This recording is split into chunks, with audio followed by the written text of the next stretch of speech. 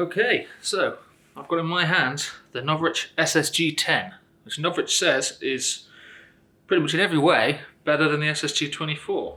So my plan is do a quick unboxing for you, and then we'll put it up against my SSG24, which if you've had a look at my previous video, I've done a fair few little modifications, so it's a lot quieter, shoots a bit better, and see where we go from there.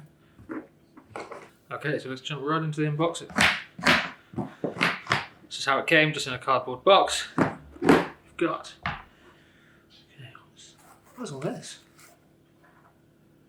Is one of the silica gels broken? Yeah, that one's broken. Cool, not an issue. So I've got an extra mag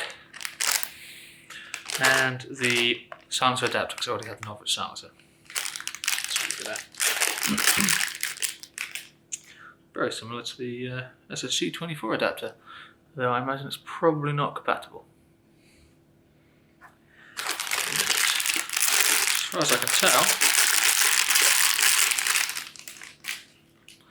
standard VSR10 mag, nothing special. Obviously, quite like the fact that they're clear, because you can just flip your rifle over, put a have a look in the bottom. See what you got left. But we've got an extra mag in there as well. So that's what it comes with. So I could be wrong, though, but I do believe when I got my SSG24, it did come with some BBs as well. I didn't order any this time because I know I've got loads already, but you know, would have been nice. So I've gone with the SSG10-A1, which is the cheaper stock. So I just didn't see any sense in going for the more expensive stock when I could just swap them out. So interestingly, this time, the barrel is gloss rather than matte. Okay. Nice, it's feeling much lighter. I was worried that the cheaper stock would feel quite cheap, but so far, seems okay to me. There's a little maple leaf hop-up fan, you should better see that. Doesn't want to focus. There we go. You might just be able to see the maple leaf hop-up in there, it's quite dark. You can see the yellow hop rubber in there with the metal ring around it. Okay, I like the bolt handle. Nice positive click on the bolt handle. Same style safety as the SSG24, no real surprise there. Same barrel, same rail as well with the sort of cutout. I wonder if that's compatible with the Mars rail from the SSG24. I wonder if it's the same one. We have Novritsch's 20-point hop-up adjustment system. That appears to be all the way on, so I'll have to have a look at that, see how well that does. I'm going to be testing with 0.46 and 0.49s because I know my SSG24 can do that. I'm not a huge fan of the butt pad there. So you've got the same Novritsch branding, but to me, this doesn't feel quite as quality as the SSG24, although I do appreciate it's a much cheaper rifle. This just feels softer, and you've not got these ridges to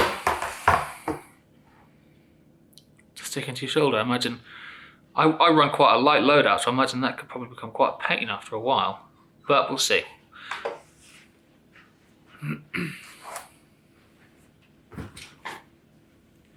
Okay, so what else have we got here? We've got unjamming rod and unjamming cleaning rod. Got another bag of silica gel. That was broken. No, that was fine. And some quick start guide and safety things in here. Expect for any shipping damage or missing parts. Don't appear to be missing parts. Don't think there's any damage either. Foam is a little bit torn up here and there, but such is life. I mean, these things have come quite a long way. I'm in the UK, so I'm running the 2.2 dual spring. I should be quite interested to see quite how that turns out. There's a little bit of scuffing on the back of the bolt there. It's nothing major. I do have the suppressor adapter, so I'm going to stick that on now. Should hopefully be nice and easy. Just check this isn't loaded. No, not loaded.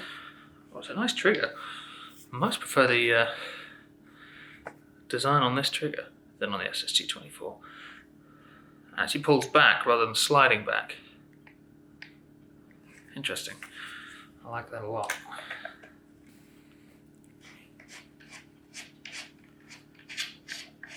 So it doesn't have a grub screw for this one either. It's very interesting. Again, because of the silica gel, well, silica pearls, whatever, I'm really going to have to give this a proper clean out before I want to use it properly. So then that just slides, hopefully. Interesting point to note as well, it is countersunk.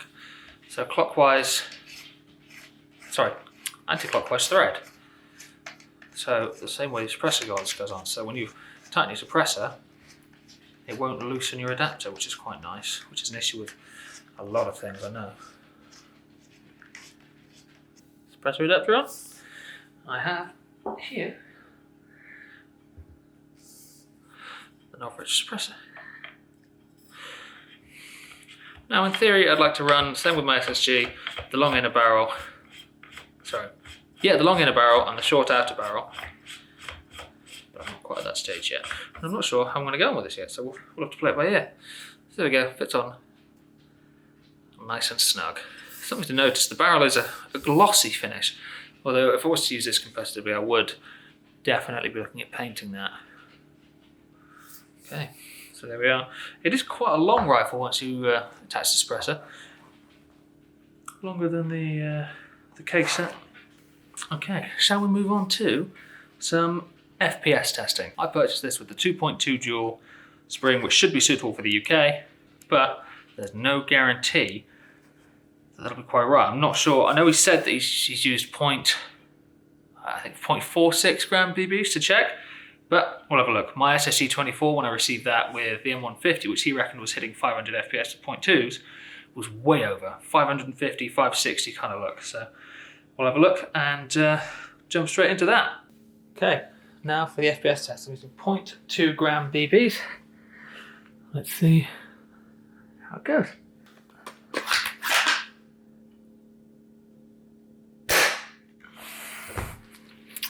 Wow, interesting results there.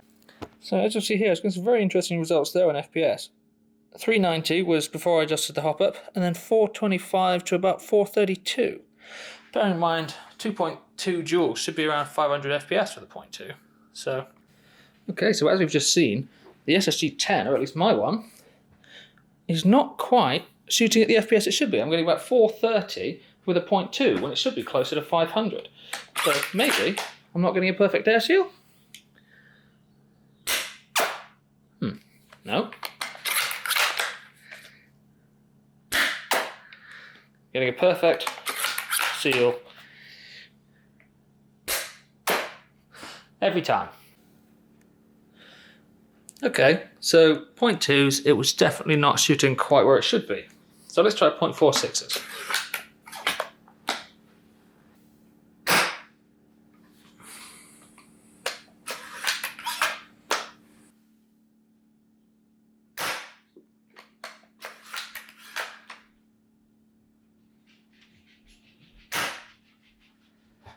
Okay, much more the numbers we were looking for there.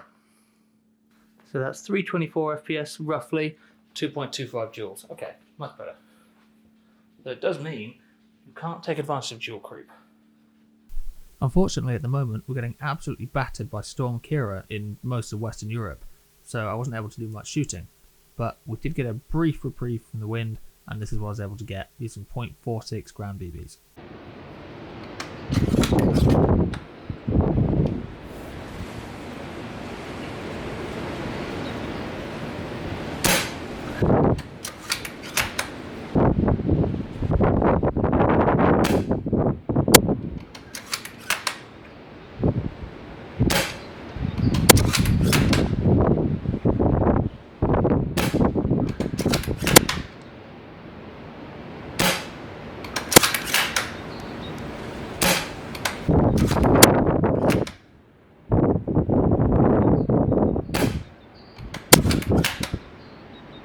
So as you can see there, it's shooting absolutely phenomenally, especially considering the massive crosswind we're getting at the moment. Something else I want to bring your attention to is the trigger on the SSG10. Really like the trigger. What I really like is the brake on the trigger is so easy, and it's right there. So where you have some way but to take up the slack, this one, trigger, I pull it, that's right on the wall. Literally right there, right on the edge, ready to go. The SSG, yeah, once you get used to it, it's fine. But the SSG10,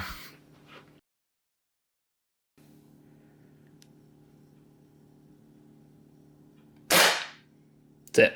You pull the trigger, it goes bang.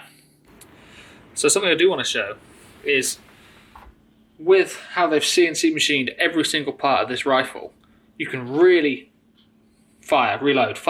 You can really get those sort of rapid fire shots going off because it's just so smooth, especially now I've put a couple of shots through it. Am I loaded now?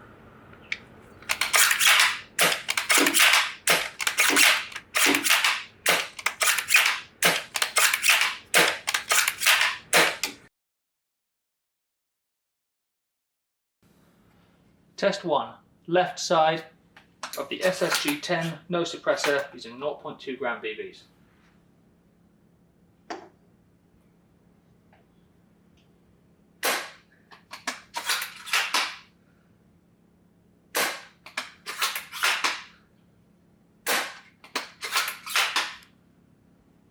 Three shots left side.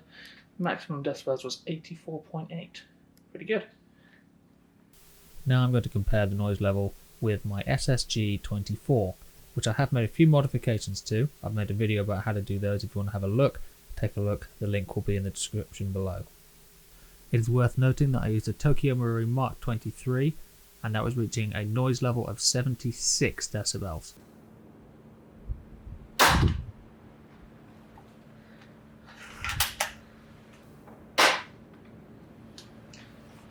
So it's time now for my conclusion, and I'll be honest, I was expecting the SSG24 with the R-Harp and the glide rings and the silver pad to shit all over the SSG10, if I'm totally honest. But I've been really, really pleasantly surprised. The machining is excellent, the bolt is super smooth, it all fits together very nicely. I've taken it apart, given it a clean now. Obviously can't blame Novritsch for the silica packets spilling in the box. But really, for a beginner, for a sniper that doesn't know what they're doing when it comes to upgrading, these things are absolutely fantastic. You just can't beat it for the price. You could, yeah, you could pick up like a Well MB01, what's that, about 100 quid, something like that, and upgrade it, but you don't know what you're doing. There's always the risk of doing something wrong. It's just so much easier. Get yourself one of these if that's what you're looking to do, because you could spend hundreds of hours and hundreds of pounds and not quite achieve what Novritsch has with this one. Really, really phenomenal bit of kit. Absolutely love the new bolt handle. Obviously the previous one was slightly over 90 degrees, so you're always catching your hand on your scope. The trigger, I like the fact that the brake is immediate. There's no pullback to brake. I know you can mod the SSG24 string to do the same. I would like to have seen a better quality butt on the stock. That is my main dislike about this gun, but I'm sure I can probably live with it. I've not had a chance to take it to a game yet, but I will hopefully take it to a game soon. Get some footage on site and then go from there. I mean, even in the wind today, 0.46 BBs were hitting 70 meters accurately. It's really, really great. I really like the 20-point hop-up, although it doesn't seem like the first 10 points on the hop-up really do anything at all.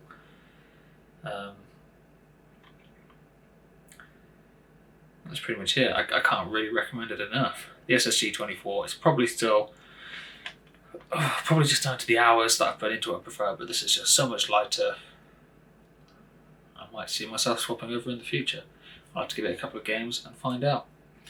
Anyway, thanks for watching this video. If you enjoyed it, let me know. If you've got any more questions or anything else you'd like me to test at all, stick it down in the comments below and I'll jump onto it. Thanks for watching. See you next time.